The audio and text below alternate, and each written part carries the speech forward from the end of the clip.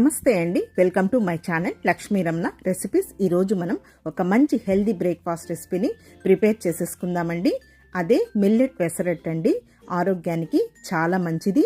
ఇందులో ఫైబర్ అలాగే protein rich food అండి. చాలా టేస్టీగా ఉంటుంది. మామూలుగా మనం పెసరట్టుని ప్రిపేర్ చేసుకుంటూ ఉంటాం, కానీ ఇక్కడ నేనైతే ఈరోజు మిల్లెట్ పెసరట్ని ప్రిపేర్ చేశానండి.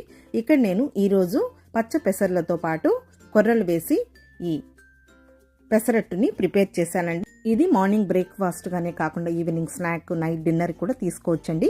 ఇక్కడ నేను ముందుగానే ఒక పావు కేజీ పచ్చపెసరని శుభ్రంగా కడిగేసిన తర్వాత ఓవర్ నైట్ నీళ్లు వేసి నానబెట్టి పెట్టాను. అలాగే ఒక పావు కేజీ కొర్రలను కూడా శుభ్రంగా కడిగేసిన తర్వాత నీళ్లు వేసి నానబెట్టి పెట్టానండి.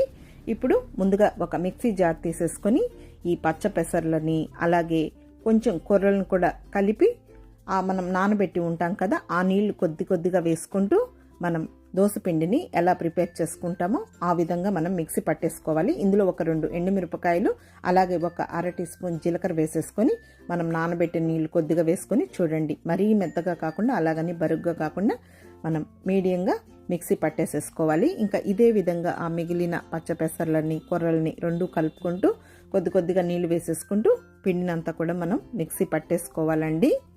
మామూలుగా మనం ఇన్స్టెంట్గా ఇదేమి మనం పులివి పెట్టాల్సిన అవసరం లేదు. మామూలుగా మనం పచ్చ పెసరట్టును చేసుకుంటూ ఉంటాం కదా అండి, రాత్రి నానబెట్టేసేసుకొని మార్నింగ్ అప్పటికప్పుడు మనం పెసరట్టు వేసుకుంటూ ఉంటాం కదా, సేమ్ అదే ప్రాసెస్ అండి. ఇక్కడ ఇదంతా కూడా పిండి వేసుకున్న తర్వాత ఒక బౌల్లోకి తీసుకొని ఒక 4 పచ్చిమిరపకాయని సన్నగా ముక్కలు కట్ చేసుకొని అలాగే 1 టీ స్పూన్ అల్లం ముక్కలు, కొద్దిగా కరివేపాకును సన్నగా చాప్ చేసి వేసుకొని ఇంకొక అర టీ స్పూన్ జీలకర్ర అలాగే రుచికి సరిపడా సాల్ట్ వేసుకొని కొద్దిగా నీళ్లు వేసుకొని మనం దోసపిండిని ఎలా కలుపుకుంటామో అలా కలుపుకోవాలి. మరీ పలుచుగా కాకుండా అలాగని గట్టిగా కాకుండా మీడియంగా కలిపేసేసుకోవాలి. చూడండి, ఈ విధంగా ఉండాలి పిండి అనేది. ఇప్పుడు స్టవ్ వెలిగించుకొని దోశ ప్యాన్ పెట్టేసుకొని కొంచెం ఆనియన్తో ఈ విధంగా కొద్దిగా ఆయిల్ వేసేసుకొని ప్యాన్ అంతా కూడా బాగా ఇలా అప్లై చేసేసుకొని ఇంకా మనం దోశ వేసేసుకోవడమే. మరీ పలుచగా కాకుండా అలాగని మందంగా కాకుండా మీడియంగా వేసుకుంటే బాగుంటుందండి పెసరట్టు అనేది. ఇప్పుడు కొంచెం నూనె వేసేసుకొని మీడియం ఫ్లేమ్కి హై ఫ్లేమ్కి అడ్జస్ట్ చేసుకుంటూ మంచి కలర్ వచ్చే వరకు ఫ్రై చేసేసుకోవాలి. కావాలంటే మీరు ఇందులో కొంచెం ఉల్లిపాయ ముక్కలు అలాగే క్యారెట్ని కూడా తురిమి వేసుకొని కొత్తిమీర, కరివేపాకు, ఇంకా కొంచెం అల్లం ముక్కలు, పచ్చిమిర్చి ముక్కలు కూడా వేసుకోవచ్చండి. అంతే అండి. చూడండి, మంచి కలర్లో మనకు ఇదంతా కూడా బాగా ఫ్రై అయిపోయింది. ఇంకా ఇదే విధంగా ఇంకొక దోశను కూడా వేసేసుకోవడమే.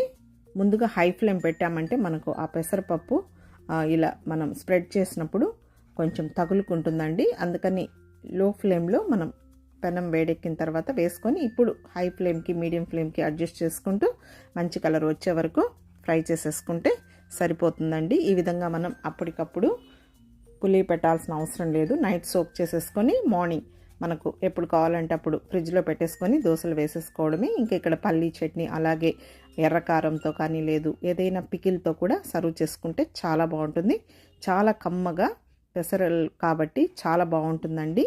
కాబట్టి మీరు కూడా ఒకసారి తప్పకుండా ట్రై చేయండి. చాలా హెల్దీ అనమాట. బీపీ, షుగర్ ఉన్న వాళ్ళు, వెయిట్ లాస్ కావాలనుకున్న వాళ్ళు ఇలాంటి హెల్దీ బ్రేక్ఫాస్ట్ తింటే చాలా అంటే చాలా బాగుంటుంది. మీరు కూడా ఒకసారి తప్పకుండా ట్రై చేసి మళ్ళీ ఎలా వచ్చిందో కామెంట్ చేయండి. ఈ వీడియో మీకు నచ్చితే లైక్ చేయండి, షేర్ చేయండి. ఇంకొక మంచి రెసిపీతో మళ్ళీ కలుద్దాం. నమస్తే అండి.